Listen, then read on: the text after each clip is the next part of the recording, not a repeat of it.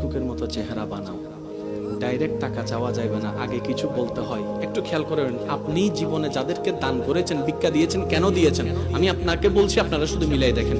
কেউ একজন আসলো, আসার পরে সে কখনোই কিন্তু প্রথমে টাকা চাই নাই। প্রথমে কি বলেছে? স্যার, ভাই, আমার সন্তান দুইটা আছে, কিছু খাই নাই, ওকে কিছু দেন। আগে ঘটনা বলেছে, তারপরে টাকা চেয়েছে।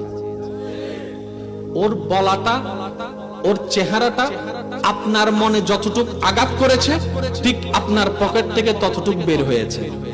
একটু খেয়াল করবেন, বলাটা যতটুক আঘাত করবে, বলাটা যতটুক পছন্দ হবে, আপনি কিন্তু ততটুকুই দিবেন।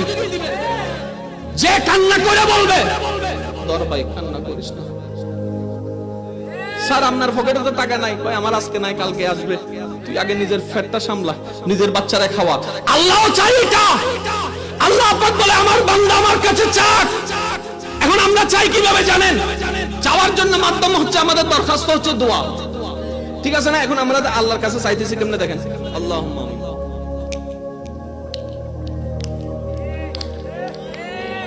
জিবরাইল কয় কিটা করস? আমরা কইলাম আল্লাহর কাছে চাইতেছি। এটা কি চাওয়া? এটা কি ভিক্ষা করস নাকি ডাকাতি করস? আগে এটা কও। যদি তুমি ভিক্ষুক হও, ভিক্ষা যদি তোমার দরকার হয়, আগে নিজেকে ভিক্ষুক তো বানাও। আল্লাহ কোন দোয়া পছন্দ করে শুনুন।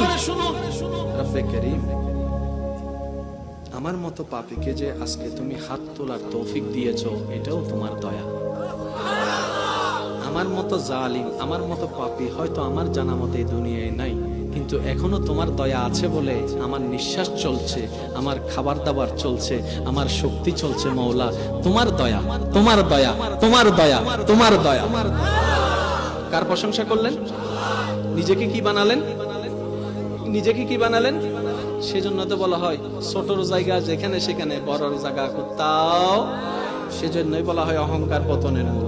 আল্লাহ, আমি ছোট্ট মানুষ, তোমার ভিক্ষায় চলি। আচ্ছা, এই বলাটা আল্লাহ কি হবে বলেন না? পছন্দ হলে আপনার দিকে আল্লাহর রহমতের মনোযোগ আসবে। এবার আল্লাহ পাক বলবে, হ্যাঁ কিরে এমন করে কি বলস, কি কিছু লাগবে? আল্লাহ, কিচ্ছু লাগবে না, তুমি তো জানো। আমরা ভুলটা করি কোথায় দেখেন? আমরা ডাইরেক্ট লিস্টই বলে ফেলি, আল্লাহ এটা দাও, সেটা দাও, ওইটা দাও, ওইটা দাও, ওইটা দাও, ওইটারও বাড়ির মাইয়াটার একটু কথা কয় না, নির্দিষ্ট করে দিই, নির্দিষ্ট করে দিই। এখন বেজালটা লাগছে কোথায় দেখেন? সবাইকে দিয়ে চাকরি হয়। আমি আপনাদের সবার মুখ থেকে আওয়াজ শুনতে চাই, সবাইকে দিয়ে চাকরি হয়, সবাইকে দিয়ে ব্যবসা হয়, সবাইকে দিয়ে বিদেশ হয়।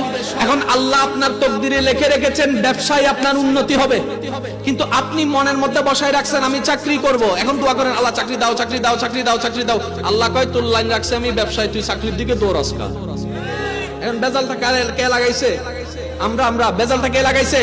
যদি আমরা সেই দোয়াটা এমন ভাবে করতাম, মাওলা আমাদের ভবিষ্যৎ আমাদের জানা নাই, কোনটা ভালো কোনটা মন্দ আমরা কিচ্ছু বুঝি না, আজকে ভালো মনে হয় কালকে যাইয়া খারাপ প্রমাণিত হয়, কিচ্ছু জানি না। মাওলা, আমার জীবনে কিছু চাওয়ার নাই, আমার সমস্ত জীবন, সমস্ত স্বপ্ন, সমস্ত আশা, সমস্ত চাওয়া তোমার রহমতের খুশির উপর ছেড়ে দিলাম, তুমি দয়া করে যা দাও সেটাতে আমি খুশি হয়ে যাব।